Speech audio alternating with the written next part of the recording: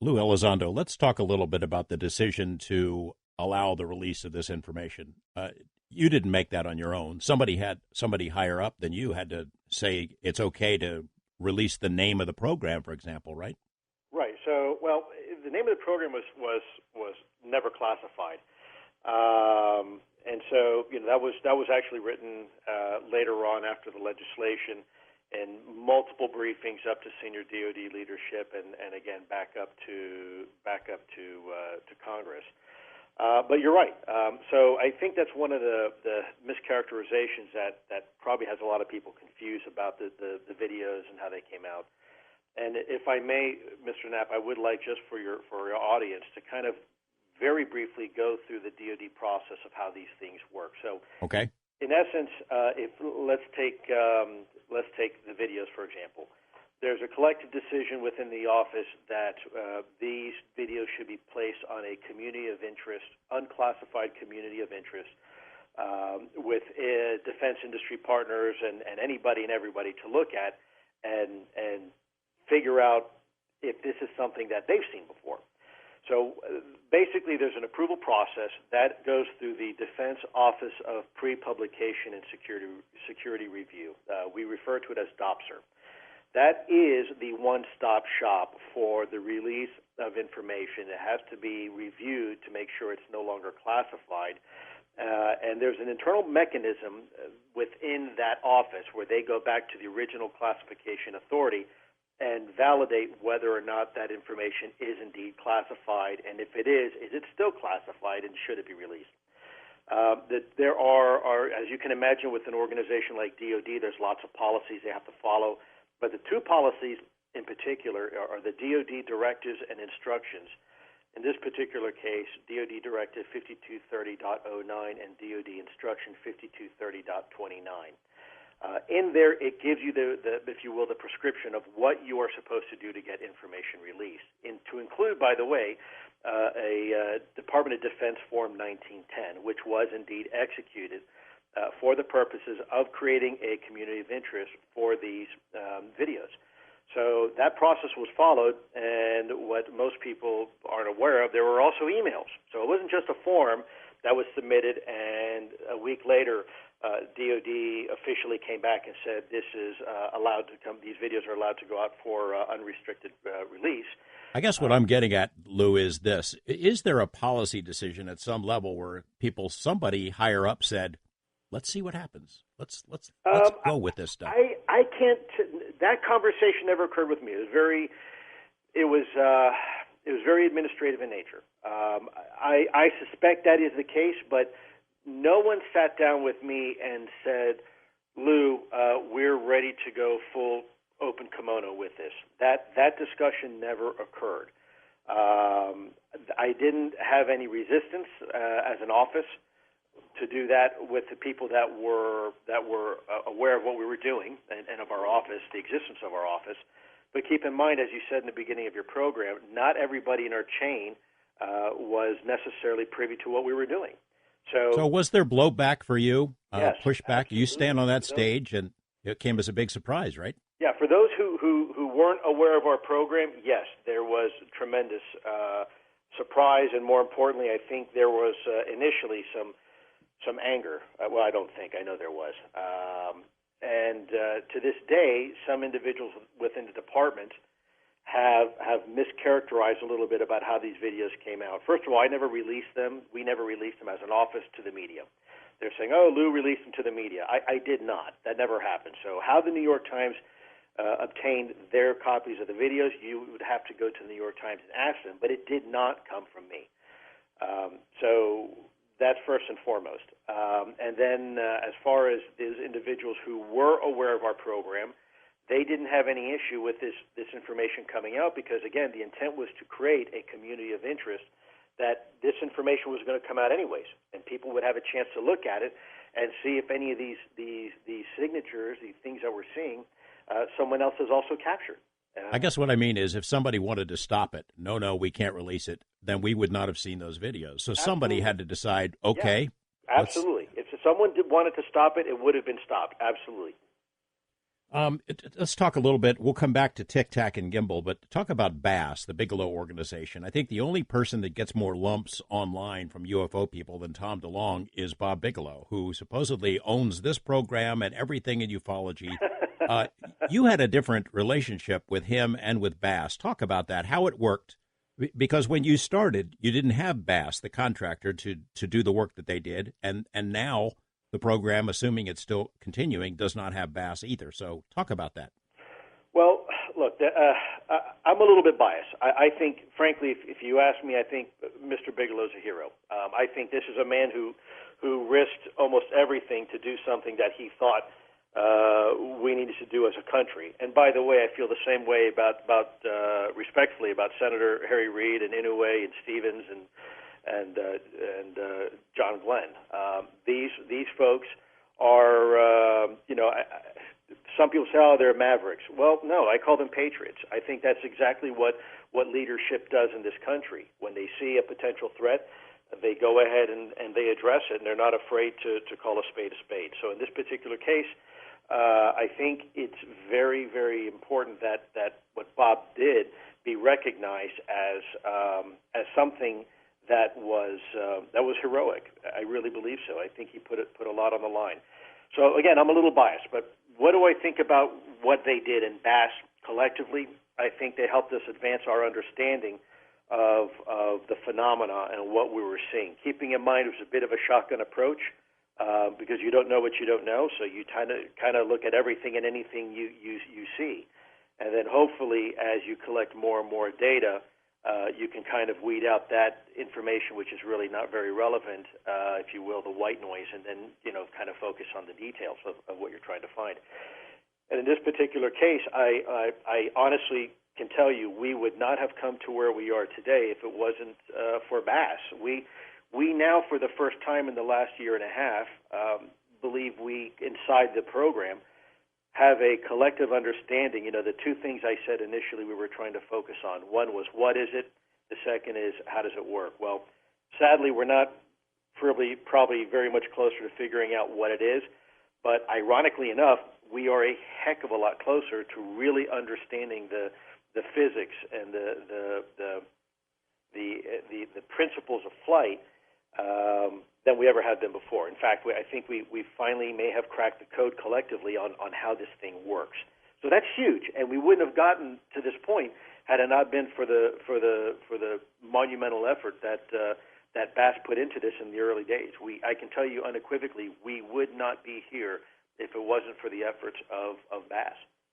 All right, you've got an understanding of how they work, based in part on these videos that have been seen all over the world and analyzed. Tic Tac, the USS Nimitz incident from 2004. When To the Stars kicks this thing off, they post a photo, and I made the same mistake when I first reported on the Tic Tac. We had been talking about it for like 2 years on this program with Jeremy Corbell before the announcements made. But on that stage where you stood, they had this big sort of phallic balloon-looking thing that was taken from the original article, and people just can't get over that mistake was made. But it was a mistake, right? It wasn't a mistake. No, it was deliberate because we were encouraging people to go online. We were quoting information from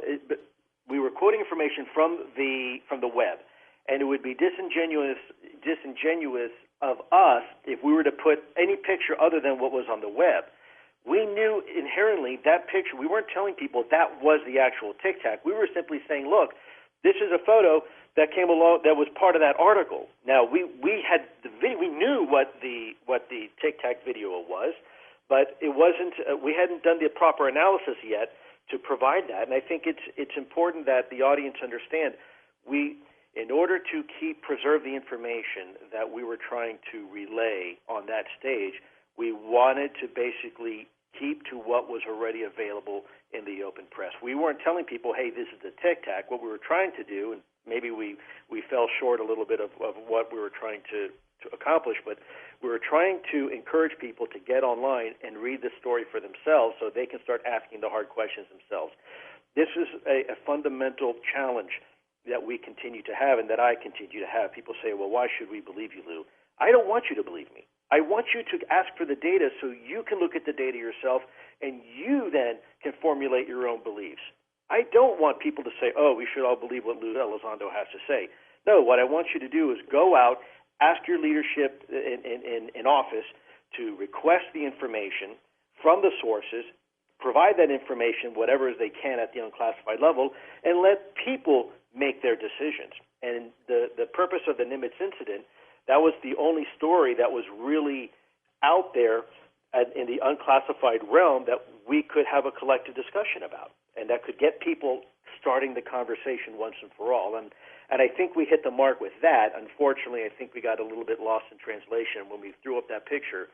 I think people probably thought that we were trying to say this is the actual Tic Tac, when in fact we knew it wasn't. But the Tic Tac video, there had been a piece of that online that had been leaked, and it looks like it's the same video that you guys put out. Is it? Is it the same? Could be. I don't know, because I don't analyze the videos that are online. All Right. I know is that the Tic Tac video that came out, that is the official DoD Tic Tac. That was in possession of DoD. That was on a DoD system, albeit unclassified, but the system itself was very classified. So that video was preserved in DoD archives. So I can't comment what's online. I don't know what people have done with videos. Sometimes videos, as you know, have been doctored. But the reason why these videos came out, because these were not. These are the actual videos. I think it's also important with the Tic Tac video that everybody understands. That video was taken by 2 additional F-18s that were launched right after Commander Fravor and Commander Slate had recovered back onto the Nimitz. So it's a very compelling, I think if you were to talk to Commander Fravor, he's got a really incredible story to tell. But keeping in mind, it's not just Commander Fravor's story. Well, what I was told is that once BASS got involved and dug into those files, they had interviewed as many as 18 people who were involved at one degree or another. What does the data tell you about that technology? Why does it stand out? Why do we know it's not ours? Well, because it's first of all, you're looking at the 5 observables we continue to see over and over again.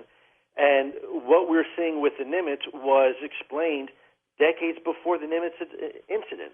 So if a foreign country has that technology, they've had it for a really, really, really long time, and we're just now beginning to understand the physics behind it to make something like that operate. So you're looking at something that does, basically extreme maneuverability, well beyond the healthy G-forces of anything biological to withstand inside. You're looking at hypersonic velocities. There's very few aircraft right now that we have that we are even aware of that can even achieve those speeds, let alone the low observability, let alone potentially transmedium travel, and of course positive lift, or some have said in the vernacular, anti-gravity. These are one of these exotic technologies would be a game changer, would be a paradigm shift for any country, let alone a vehicle that can do all of that. And I think if you look at the videos, there's a lot more detail there than people are giving credit. A recent article came out in one of the magazines, I won't say which one, yeah. where I don't think that the writer really appreciated what they were looking at. I think if they were, truly an investigative journalist, they would have done some investigation into this and not relied on a single source for their report. But those videos tell a lot. And I think when you hear the pilot saying, there's a whole fleet of them, again, guys, if there was a whole fleet of adversarial aircraft, advanced adversarial aircraft, basically tilting at a 90-degree angle at 25,000 feet in a 120-knot headwind without losing altitude and hovering there, Houston, we got a problem. So there's a lot of stuff on these videos, I think, that are very, very compelling. And by the way, it's not just 2 videos. People say, oh, it's only just 2 videos. No, it's not. Those are the only 2 videos that got released. There are multitudes of videos that are as compelling, if not even more compelling, that remain, unfortunately, sensitive. Well, I guess that's the big question that people have. The frustration that gets expressed is, when do we get to see them? When is it coming? Well, I can't answer that, and they may never see the light of day. I suspect eventually they will. In time, everything eventually comes out in the wash, right? But I think, keep in mind the Department of Defense is very cautious. It has to maintain its credibility. I totally understand it. And the last thing you want to do is put something out that turns out to be, something very, very explainable. I will tell you these videos were scrutinized by the best of the best, but it doesn't mean that we're not wrong sometimes. But in this particular case, all the telemetry, all the radar data, everything was looked at. And it wasn't just looked over in a cursory manner. It was really, really screwed. A lot of time, attention, money, resources, and talent went into looking at these videos. In Dave Fravor's account, Lou, and in Dave Fravor and maybe other witnesses' accounts, there was something really big in the water. And it seems to have gone over the heads of anybody who's reported on this, something the size of a 747 in the water, as if these tic-tac objects were docking with it. That's pretty big. That's a pretty big story. And again, there's some synergies there that, I think when it all comes out, people are going to really, really appreciate this a lot more. But yes, there are some congruencies that we are seeing time and time again with these phenomena associated with water and something in the water. And the water begins to roil and the water begins to get perturbed, and that there is something potentially under the water. Now, there are several hypotheses that are out there that we looked at. It may not be necessarily something in the water, but it might be something in the water, or it might be the fact that it's an artifact, if you will, of the potentially the advanced propulsion unit, or the field, if you will, that excites the molecules in the water and causes the water to do what it's doing. We're not entirely sure. We have some pretty good ideas of what it could be, but in the end, look, the bottom line is we need more data. We need more data, we need more data, we need more data. And we need to make sure that an effort like this is truly funded the way it should be. People say, $22 million, it was a waste of money. No, it wasn't. In fact, if you ask me, that's paltry. We spent money on things far much more with, I think, much less bang for our buck. I think I read one report where we had spent something like $19 or $22 million on studying the effects of Gulf equipment in space. I mean, something ludicrous. Here it is. We have something that potentially could be a clear and present danger that's being reported by the best of the best. Let me ask you this, Mr. Knapp. When you take a metro or you get into an airport, you see signs everywhere that say, see something, say something. You see something suspicious, you report it, right? Right. And when you do, we get an attaboy and a pat on the back, even if it's someone's purse that they forgot. Guess what? You are supposed to report it. Now, here is a pilot or pilots with top-secret clearances being paid and trusted to fly live munitions, sometimes over U.S. cities, and fight wars and win those wars on our behalf. And yet when they tell you they see something suspicious, they get ridiculed. They're not supposed to report it. That, to me, is fundamentally even more of a threat than any potential threat itself. The fact that we can't even report what we are seeing and what we're picking up and being backed up on electro-optical data and radar returns, the fact that we do not even have the ability to report that up through the chain of command, that is more of a national security threat than anything flying in our skies, and that has to be fixed. We're talking about Lou Elizondo. When we come back, talk about a little bit about To the Stars, where things go from here, as well as about the gimbal UFO video, the other one that was made public. Much more to come here on Coast to Coast. We're talking with Lou Elizondo about the ATIP UFO study that the Pentagon ran for a period and still may be operating in some capacity. Still need to talk about these mysterious metamaterials that were discussed in a couple of the articles written about the BASS study, the BASS part of the ATIP study. Also the technology. How does it work? What's the concept? And could it be us from the future as opposed to aliens that are operating this? I hope we can get to all of that. Much more to come in our final segment of Coast to Coast with Lou Elizondo. Lou Elizondo, you've seen the reports. You've been asked the question about the metamaterials, the exotic materials that were reportedly studied by the folks at BASS. Hal Puthoff told me as much last month when he was on this program, that this material, didn't know who made it, but it had unusual properties. I just wonder if you can address, did it exist, how we got it, and is the material essential to how these things operated, do you think? So, yes, it exists.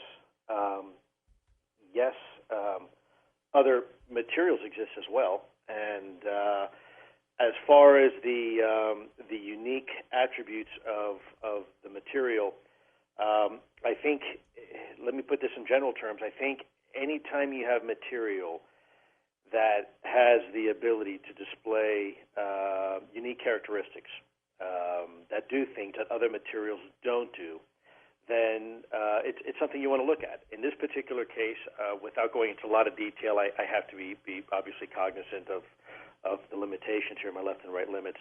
I cannot tell you what the government has in its possession. I'm not at liberty to discuss that. You would have to ask the government to answer that question for you. What I can tell you, because you're asking from a BASS perspective, that material does exist that have very, exactly as Mr. Putthoff had indicated, very unique signatures, isotopic ratios that are very, very unique, that would be exceedingly difficult and expensive, cost prohibitive to manufacture, and are not found naturally here on this planet.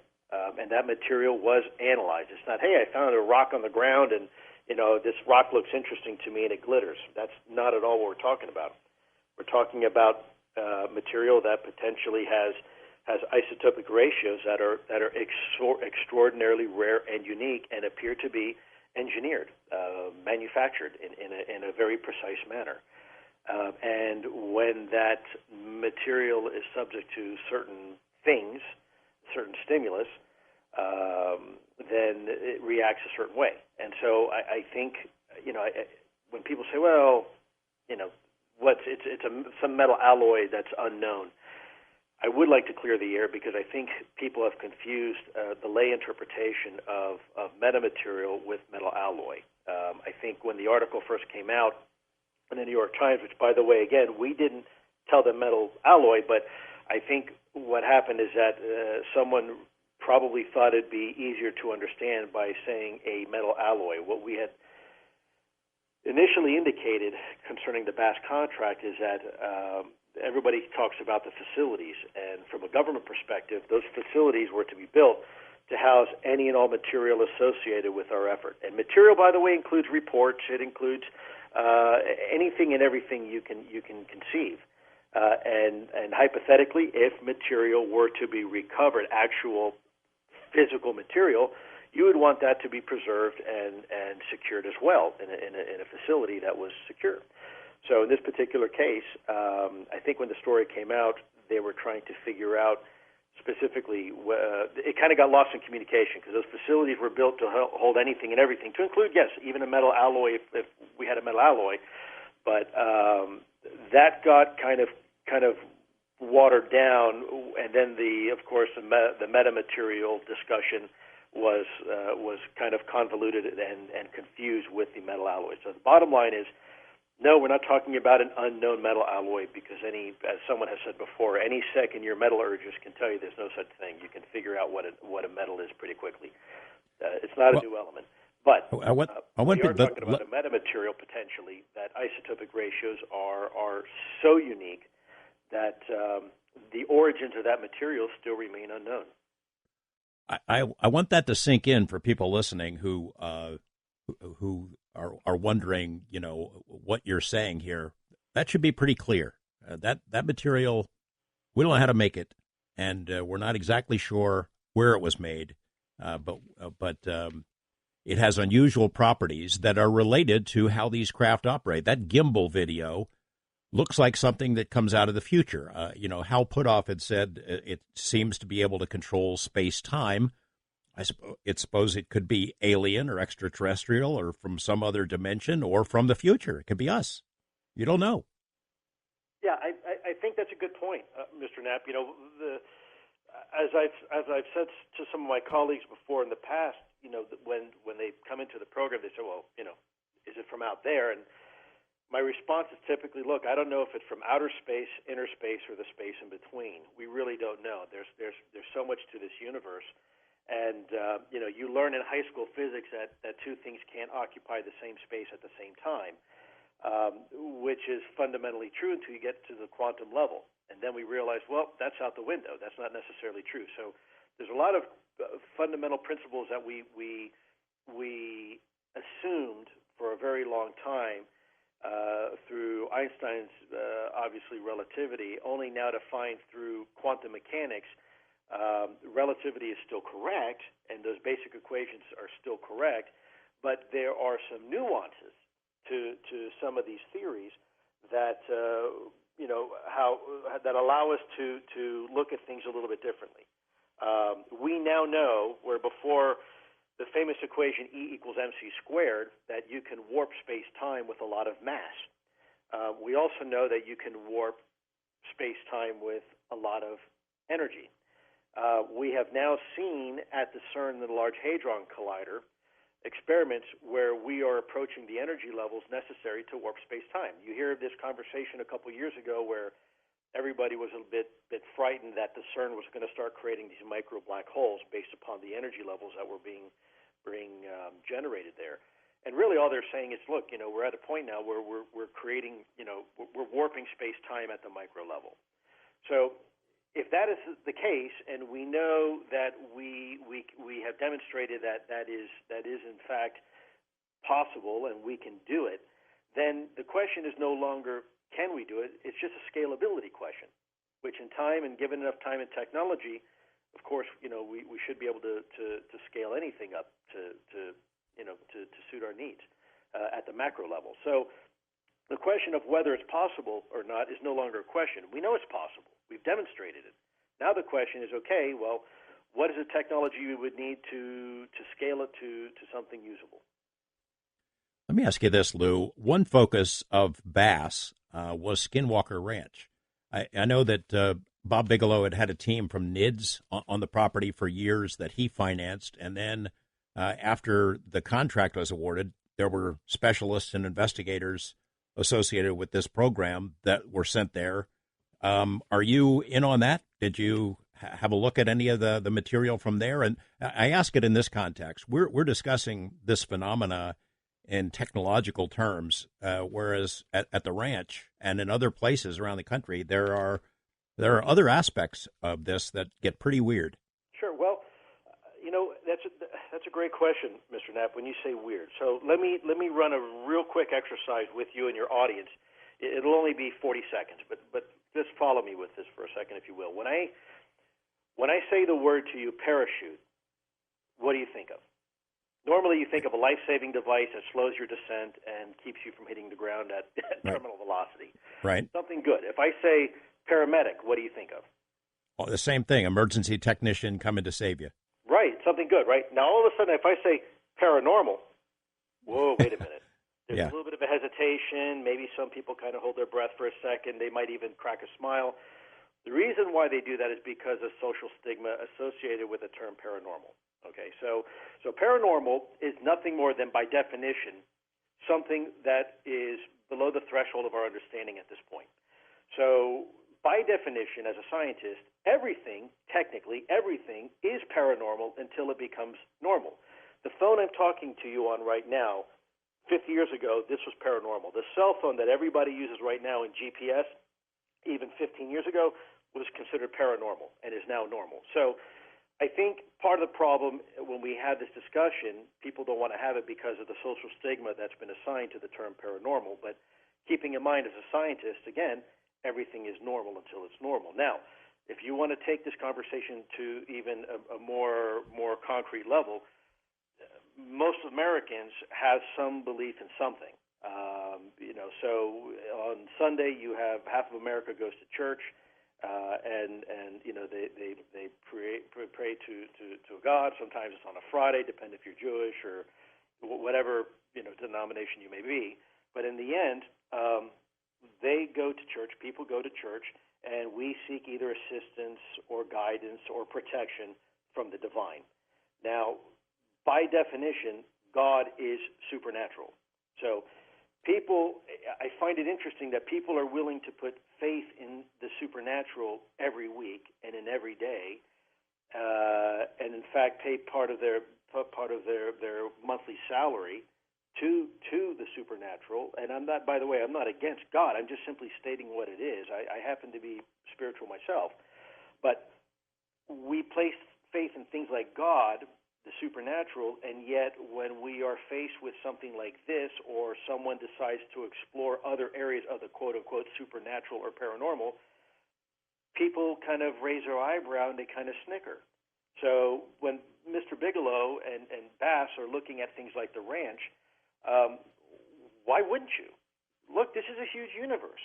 You know, we look at things all the time. You know, 100 years ago, or two, even less than that probably, when the earth would shake and tremble, there were cultures out there that would think that Mother Earth was angry and that we have somehow displeased the gods. And, you know, we would do all sorts of stuff to ceremonies, elaborate ceremonies, and sometimes sacrifices to appease the gods.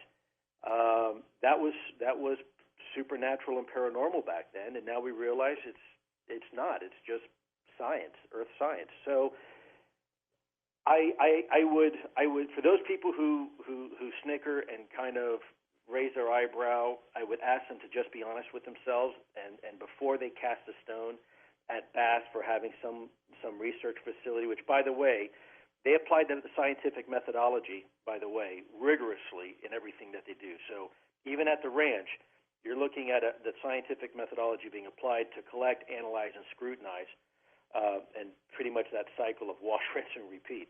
So these folks aren't dumb. They are top-level scientists, top-shelf scientists, PhDs, theoretical physicists, the best of the best.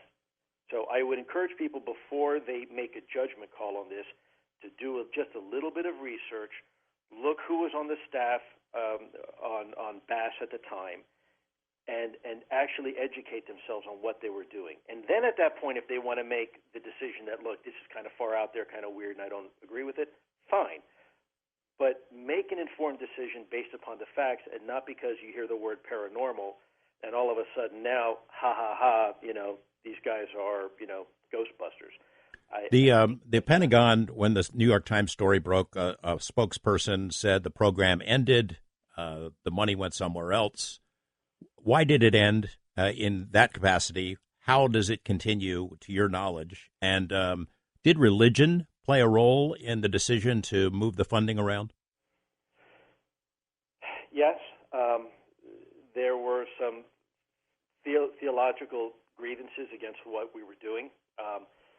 It was told to me, I won't say by who, but by a very senior person, that they knew very well what we were doing was correct, but they didn't believe in what we were doing because they ascribed it to how do I say it? Demonic forces. I mean, that's just the bottom line. You know, I wouldn't have believed it myself unless I heard it myself with my own ears. But yeah, and look, in the end, I don't blame people for that. If someone has a religious conviction where they believe that is the case, then look, so be it. I'm okay with that. But let's not throw the baby out with the bathwater. Let's go ahead and look at this from at least from a defense perspective. This is something collectively we should be looking at. Why did the funding run out? Because the funding was only approved for 5 years initially, but then what you don't hear is later on we had additional funding that was provided down through Congress from 2013 to 2014, and you don't hear about that. Now, the problem is that the wording was very general, so another office basically took it from my office. It was intended to come to my office, and unfortunately it went to another office. But that program did not end in 2012. The funding for the program for specifically the ATIP may have, but then additional funding was sent to the department in 2013 to 2014, and then from 2014 to 2015 and 16, we had to be a little bit more clever. But Mr. Knapp, please keep in mind, the way it works in DoD, programs don't just disappear and fade off into the sunset. Okay. It's like a soldier guarding their post. When you're told to guard your post, you guard your post until you are relieved by a senior officer, period. And for us, those orders never came. We were never told to disestablish and stand down. In fact, we continued to provide information to senior leadership, and they continued to take the information. They continued to listen. We continued to collect, analyze, scrutinize, et cetera. So The program never ended. We were never told to shut down. There was never an order to disestablish.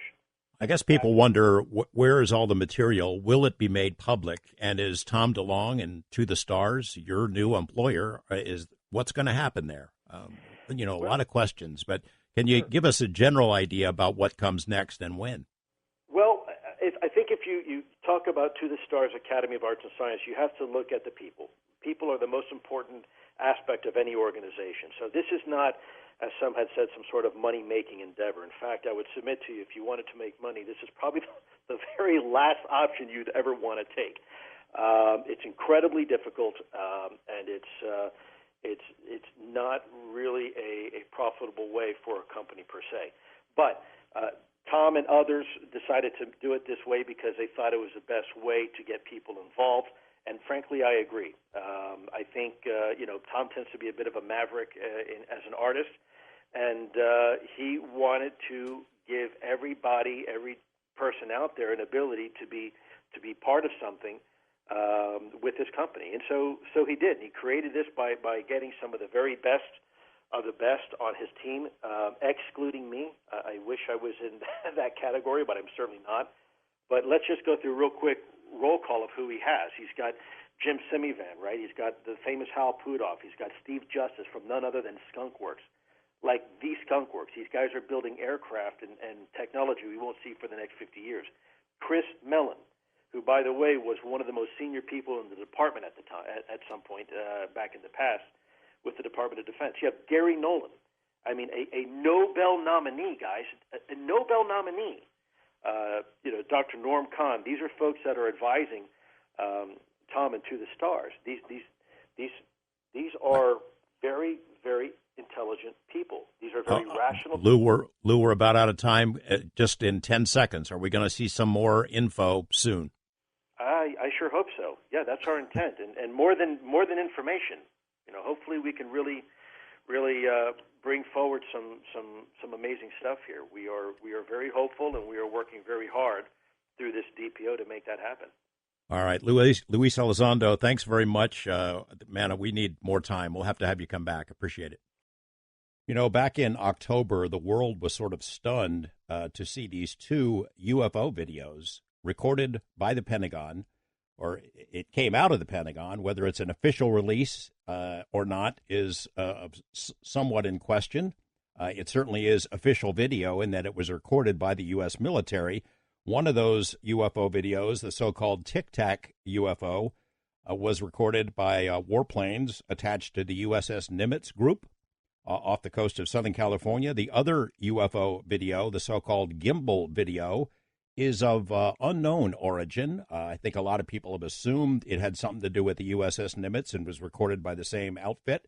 It was not. In this hour, we're going to get down to the bottom line on those two videos with someone who has analyzed them, who has seen them in and out, and who knows what they mean and what they don't mean. His name is Dr. Hal Puthoff, the director of the Institute for Advanced Studies in Austin. His research interests range from theoretical studies of gravitation, cosmology, energy research. He was with Stanford Research International, has worked for the National Security Agency as a consultant to CIA and studying remote viewing, works with NASA and its Breakthrough Propulsion Physics Initiative. As I mentioned in the first hour, he was also involved with the National Institute for Discovery Science and with BASS, and was a consultant to the ATIP Pentagon UFO study. He is now with the To the Stars Academy that was founded by Tom DeLonge, and Dr. Puthoff joins us in just a moment. Stick around. Well, I've been waiting for this for a long time. Dr. Hal Puthoff, welcome to Coast. George, it's a pleasure to be here. I read off just a little synopsis of your background. You have such solid scientific credentials. You're considered a brilliant guy by colleagues all over the world. You published all these papers. I think you've been nominated for a Nobel Prize at least twice, and yet you sort of risk it all in the pursuit of what some would call fringe topics, crazy subjects. Give me some kind of an idea about how you got to this point that you would be associated with folks chasing UFOs. Well, it certainly was kind of a squirrely path to get from there to here. But anyway, as part of my work at Stanford, I worked on lasers and quantum electronics and so on, even co-authored a textbook that was published in English, Russian, French, and Chinese. So here I'd launched my really terrific career in lasers and quantum electronics, but it turned out that as part of my graduate school, I had a stint as a naval intelligence officer with the National Security Agency, and so it turns out that plays a key role later. And so eventually, when I left Stanford University and went to SRI International to do laser research and so on, it turned out that just on a lark, I ended up doing a little ESP or PK experiment with Ingalls Swan, who's a very talented kind of guy. And I distributed that around, and pretty soon the CIA landed on my doorstep. And it turned out that they were concerned that the Russians were putting millions of dollars for over a decade into the area of ESP research. No scientists in America even thought there was such a thing. And they looked into my background, so I had all these security clearances at NSA. I was at SRI that had lots of black programs anyway. And I was a hard scientist physicist, and that's what they thought they needed. Would I mind taking a look to see if there's anything to this stuff? And actually, the truth of the matter is they were hoping that I would basically find out it's all nonsense, so they didn't have to worry about it and they could close the books. Well, as your listeners would know, that eventually turned into a $20 million program, known popularly toward the end as Project Stargate. And so it was in that process of doing those experiments that I began to realize there's a lot more to our scientific or worldview than we usually give it credit for. And I have to admit that even throughout that program, every time I would go in to do an experiment of the remote viewing type, as we called it, I would ask myself, what am I doing here? I'm a physicist. This can't possibly work. And then we get another terrific result. So based on that, I just got greened, I guess you'd say, by the situation. And so even when I left the SRI to take up being president and CEO of EarthTech International, with its academic arm, Institute for Advanced Studies at Austin, I was basically greened to these kinds of things. And so when John Alexander, for example, came along and asked me to join his UFO working group, I did do that. And through the connection with John, I ended up being on the science advisory board of Robert Bigelow's NIDS, National Institute for Discovery Science, that you covered pretty thoroughly in the first hour. And so, of course, as part of that, I saw many things, and the truth of the matter is, most of them we never did get to a point that we could explain. And so it was along this period that, as it turns out, people at DIA, as analysts at DIA, decided that they wanted to investigate the kind of stuff that was happening on the ranch, but primarily, really, the UFO aspect. And so they approached Senator Reid, and he thought it was a good idea and collected his other two senator colleagues, Stevens from Alaska and Dan Inouye from Hawaii. And they're all part of the special access program, black money kinds of research. And so I was asked, because I was already known to Bob Bigelow, if I would help respond to the request. Now, a lot of people say, okay, well, this is just some kind of sweetheart deal between Reid and Bigelow, both being from Nevada and so on. Truth of the matter is, there was a broad area announcement out of DIA.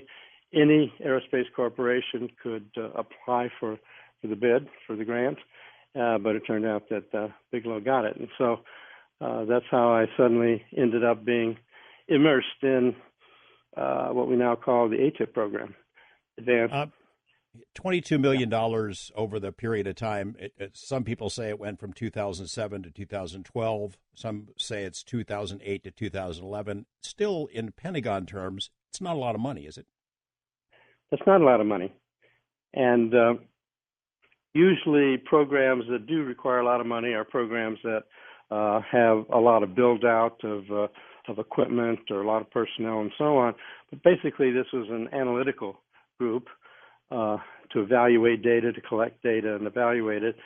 So it was primarily personnel costs that went into it, although it's also true that Bigelow was asked to put some special buildings together with high security to begin to store materials that would be coming along as part of the program. So, but it's not a lot of money, I have to admit.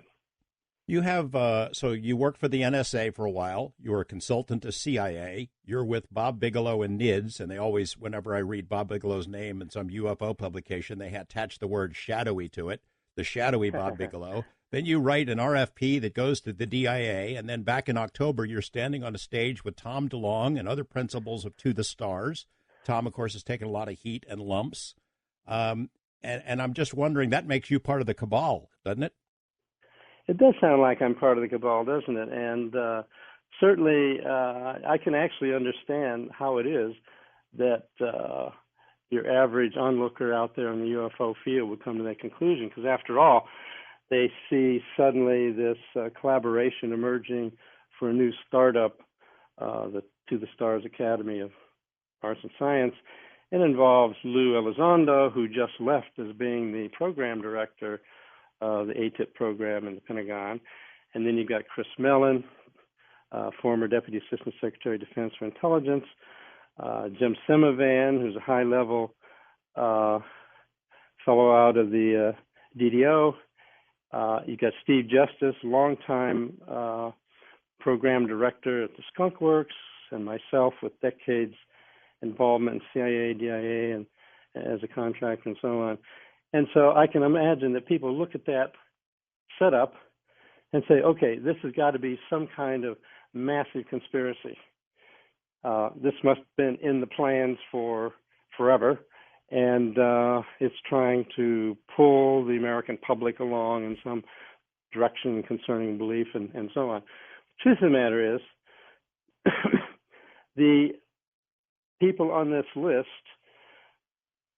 all have had high access, of course, and the point is that having that high access put us in a position, one by one, to recognize that the subject area was not being handled as effectively and efficiently as it could, that it's all locked up in various kinds of stovepipe situations. I mean, just to give you a perfect example, these videos that have come out where everyone is looking at them and analyzing them and so on, I mean, those videos were there in the Pentagon, and what could they do to get additional help to evaluate them? It really wasn't a way to do that. And so the idea that we would come together and form a public benefit corporation, as we call it, in order to begin to get this, put some sunshine on this area and get it out to where it's no longer a subject of ridicule, hopefully, but rather something that people can take part in and see results being made. And so it's a cabal in the best sense, I would say, and that is we're taking the knowledge and information and results we know, and to the degree that any of it can be made public because it's not classified, and further work that can be done that's not classified, this can become part of the societal's public discussion. So it's just the opposite, really, of the people who would say, there's some giant cabal that they worked on poor Lou Elizondo and finally pushed him out the door to be a lightning rod for all kinds of conspiracy theories. No, it was just the opposite. These are all hardworking people, all people who, one way or another, ran across this subject area and knew there was a lot to it, actually, and has been over the years. And there's been difficulty in figuring out how to do with it. why is that? Well, in this subject area, even inside the government, what do you have to deal with? You've got fear, you've got careerism, you've got incompetence, you've even got fundamental religious views saying this is not an area that American taxpayer money should be spent on. That set of comments came from Colm Kelleher, who was Bob Bigelow's basically deputy manager for the ATIP program. And he's right. Those are the kind of things we always ran into. So despite the fact that there was funding and work was getting done, and it was getting done professionally, nonetheless, we had to brief other groups. We had to try to set up programs in other areas, and we ran into all kinds of problems. So I think this giant step that we took to come out from behind the curtain, so to speak, and set up something that the public can have access to and participate in, that was really a step in the right direction. You know, I don't have a security clearance, so I'm just basing this on what I've picked up over the years. But my sense of it is the military would have these encounters with unknown aerial objects from some place else that could perform these incredible maneuvers. A report is made, it goes somewhere, it gets stuck in a drawer, that there's no central body that analyzes this stuff. It does no one any good to make too much of a big fuss over it. So, for example, like with the USS Nimitz incident, that happened in 2004. Those videos were recorded, they went somewhere, and no one did anything with it until BASS and ATIP and you guys came along. That's exactly the case. And one of the nice things that we've arranged to do on the To the Stars website, we have a link to something called COI, Community of Interest. And tapping on that link, you can get to the videos as you've already seen them in, say, the New York Times or whatever. But in addition, we have all the documentation. It was arranged in advance before those videos left the Pentagon that they went through massive review, typical of releasing previously classified information, and all the chain of custody taking place as the videos were transferred out. All that information is there, so it's possible to get a complete rundown. So rather than just being a video that what the heck, you know, it might have just shown up on the internet someplace. In this case, you have a complete chain of custody and a lot of detail, you know, describing even the Raytheon FLIR systems, forward-looking infrared radar systems, used to gather the data. And so I think that's a step in the right direction. So is this an official release? I mean, someone had to green light that. Yes, it could be released. That's right. I mean, it was released out of the element that Luis Elizondo was in charge of, and he was the authority there for how to deal with that information. And of course, as part of the long-ranging ATIP program, he archived all this material and so on. But there it was. I mean, there was some analysis going on in-house. I mean, in addition to the DoD and the Pentagon, we had Navy and CIA people were involved in analyses. But nonetheless, not as much as what really needs to be done. And so that was the idea in setting up this startup To the Stars Academy of Arts and Science, to set up a situation and assuming we can get the funding to be able to carry out these kind of analyses in great detail. Let's talk about, we'll go to a break in about 3 minutes. I think that might be enough time to talk about the Tic Tac video, the USS Nimitz video. What can you tell us about that? You know, we've seen amateur experts online saying it's a bug on a windshield, or it's a lens flare, or it's the sound of a vacuum cleaner or a lawnmower. What can you tell us about why you were impressed by that video? Well, primarily because it isn't just the video. I mean, that's what most people have had access to. and are attempting to analyze and come up with alternatives like, well, it's just a jet in the distance, because that also makes infrared spots that can be detected and so on. But the full data on the Nimitz involves radar tracking this object coming in from 60,000 feet, dropping down to 50 feet in a matter of seconds. The radar records of that. And then you've got the pilots. Dave Fravor has given interviews on this. You can find it all over the internet and also on the To the Stars Academy website, where he actually got into what you might almost call a dogfight with it. And that is, he circled around it and it circled around him. And they got very close. I mean, this is nose to nose. And so in that situation, you could tell exactly the size of it, about 46 feet across. And so he could see the accelerations that it could accomplish.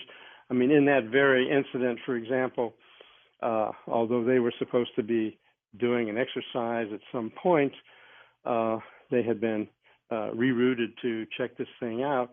And then after the thing took off, the radar operator said, well, this thing, whatever it is, has gone to the place where you're supposed to have your training thing.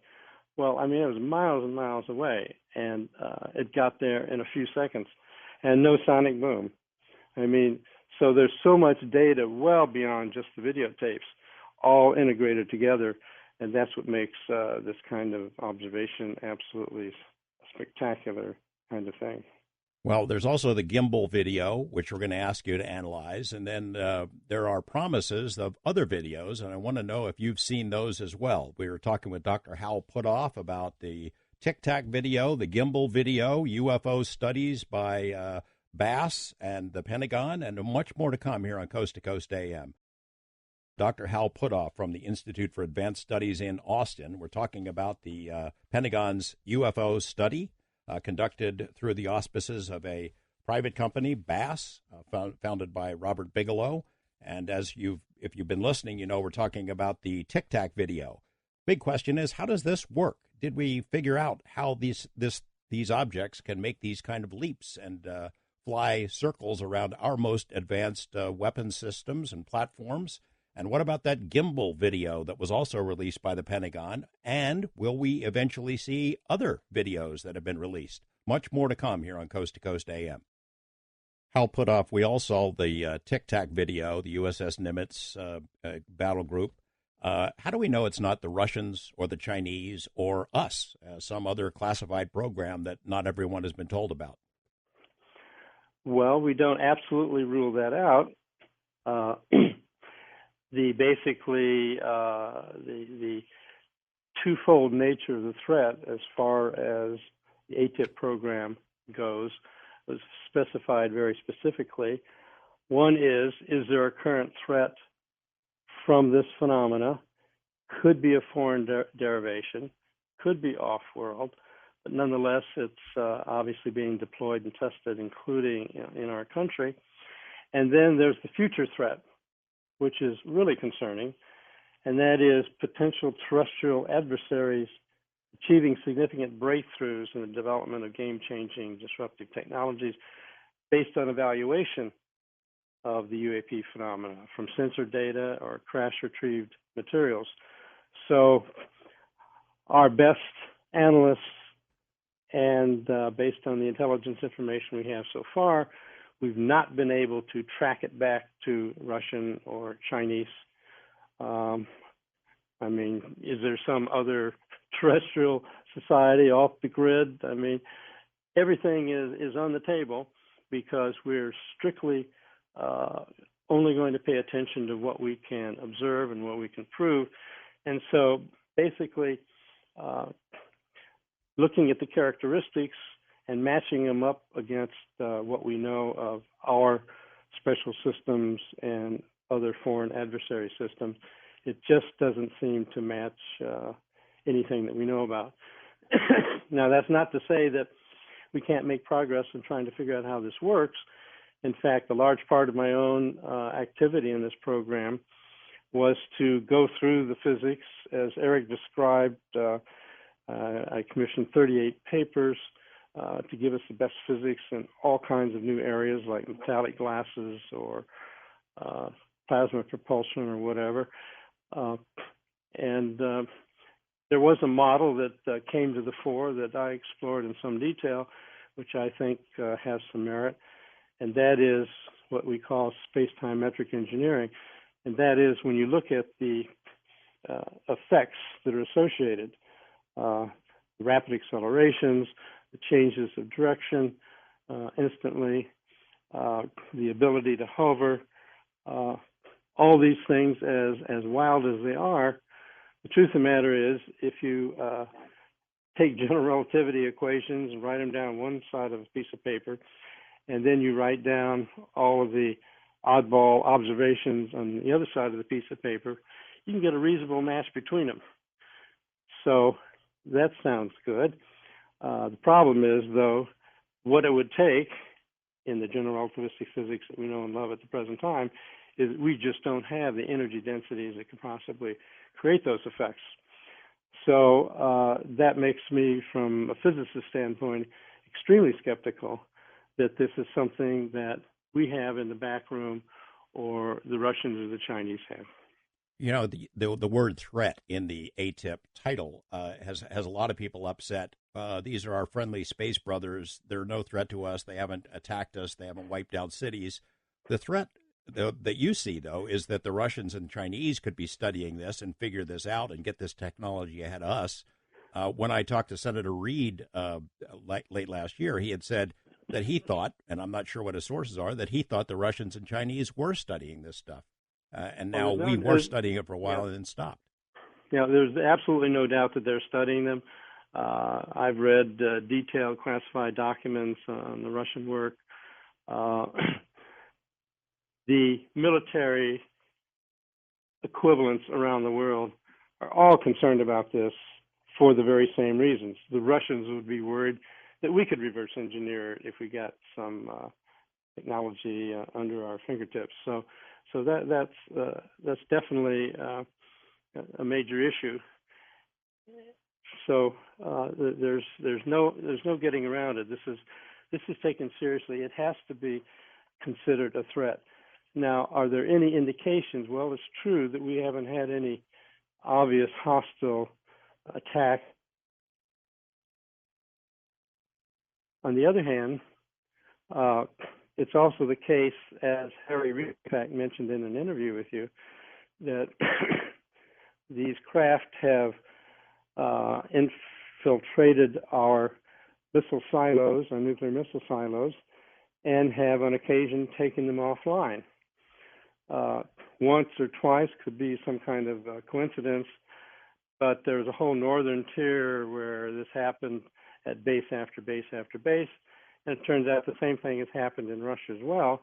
And so you have two ways of interpreting it. One is that they're just checking out that they know how to stop it if we get too frisky here, and therefore that'd be a nice benign interpretation. On the other hand, if there's some thought that eventually there will be some hostile interaction between us, then they might be wanting to check that they can be sure to take out our nuclear missile silos. So from the standpoint of the Pentagon, whereas all the other people out there can kind of speculate that it might be this, it might be that, and they hope it's this, and they hope it's that, in the Pentagon and in the intelligence communities, you can only work to determine what actually is the facts. And in the absence of data to the contrary or proof to the contrary, you have to assume that there could be a threat aspect, whether from the phenomenon itself or, as we've already discussed, from a potential adversary making game-changing, disruptive technology based on their evaluations. I had heard, and I'm not sure if it's public or if it's true, but I had heard that there were multiple incidents and encounters with tic-tac type technology, that the increasing frequency is sort of one of the things that convinced Luis Elizondo to leave the Pentagon, to go join To the Stars Academy and to work on this problem. That's exactly right. Though you hear that the program may have shut down in 2012 or whatever, the truth of the matter is Tic Tac incidents off the east coast of the United States that have interfered with our air flight plans and activities. I mean, it's absolutely an unbelievable rush of that kind of phenomena happening. And so even in the gimbal video, even though in the gimbal video you only see a given craft, when you dig down into the details, which you can do if you go to the Community of Interest link on the To the Stars Academy of Arts and Science, it turns out that in the verbal transcripts that are presented, they see on their larger radar sites, while they're getting a nice red picture of the gimbal that they're watching, that there's a whole fleet of them. I mean, quite a number of them, all flying around. So it's not just kind of a one-off phenomena, and it seems to be happening as massively these days as ever. The gimbal video is not the same as the Tic Tac 2004 incident. It shows an right. object that seems to have a field around it. Do you know what that field is? Don't know. Basically, on the FLIR, what you're seeing is basically a temperature distribution, and so it could simply be that it's heat or it's cold compared to the heat of the object. So we don't have any idea. But basically, what that FLIR device picks up is basically the temperature distribution. So we know it has something to do with the temperature, but beyond that, there's no way to interpret it as some kind of electromagnetic aura or whatever. Tom DeLonge and Luis Elizondo have made public statements about other videos, as many as 24, that have already come out of the Pentagon. Have you seen them, and do you know what the plans are for their eventual release? I've seen one additional one that we're planning on getting out relatively soon. It's certainly an interesting video. You see watching this thing and it's zeroed in just like on these other two videos. Then at some point it just takes off like a shot. I mean, it's sort of unreal if you talk to the pilots about it. And there are other videos that I'm told, but I haven't looked at any. So what is the eventual plan? And the study is done. The BASS part of the study is done. People are still collecting information, according to you and Eric Davis. Is there some more formal program underway? Is it some of this going to be funneled to the stars to analyze and evaluate and figure out? The program in the Pentagon is certainly continuing.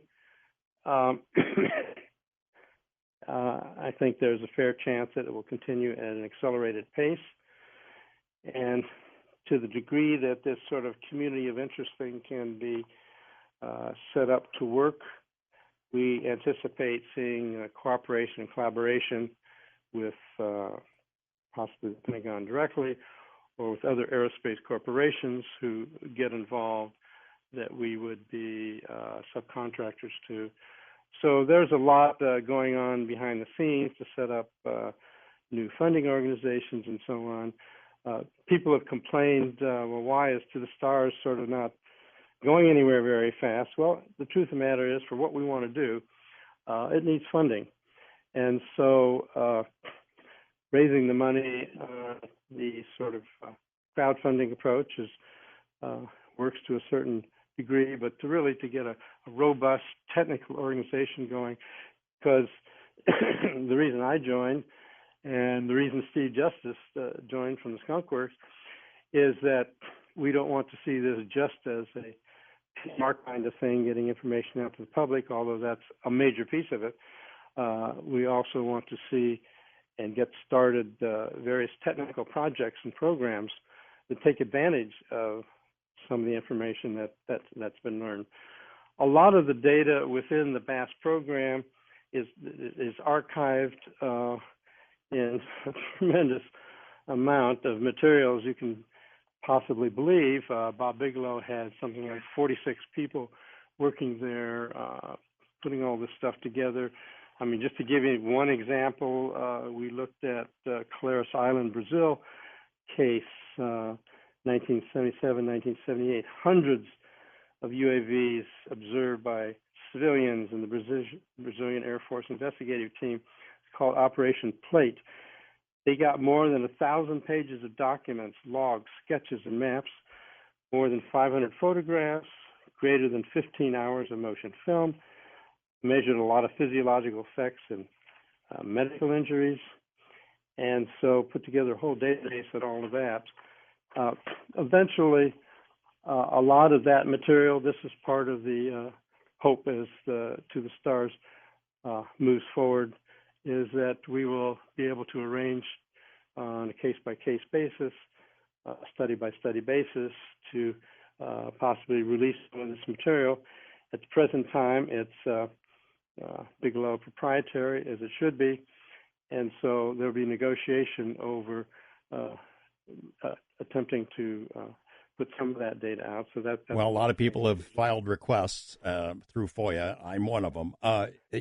You mentioned the scenario where maybe the Russians or Chinese learn something based on a crash. One of the most intriguing sentences in the New York Times report mentioned an exotic material of unknown origin that was at Bigelow Aerospace for a while. Is that from a crash? Do you think crashes have happened? Or can you say?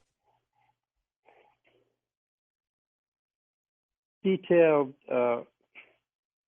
proof that crashes have happened would be still a highly classified piece of data.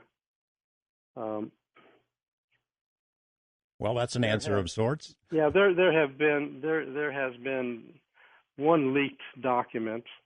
How it got leaked, I'll never know, which is out there, that talks about some crashes that we were able to verify what was a real document. So my opinion is that there